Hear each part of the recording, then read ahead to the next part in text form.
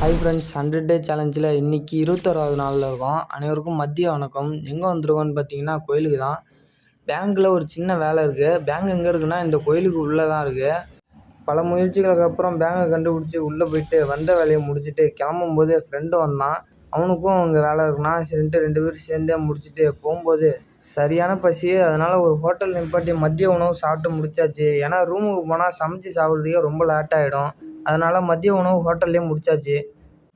நண்பர்களே, ரூமுக்கு வந்தாச்சு. வழக்கம் போல் ஒரு குட்டி உறக்கத்தை போட்டு 6 மணி போலலாம் எழுந்திரிச்சிட்டேன். ஏன்னா நமக்கு தூக்கம் தான் முக்கியம். அப்புறம் வழக்கம் போல் கடைக்கு போய்ட்டு ஒரு ஸ்ட்ராங்கான காஃபியை போட்டு இன்றைக்கி என்ன செய்தின்னா எக்ஸாம் டேட்டு வந்துடுச்சு. அதனால் இன்னிலேருந்து கொஞ்சம் படிக்க ஆரம்பிக்கலான்னு இருக்கேன்.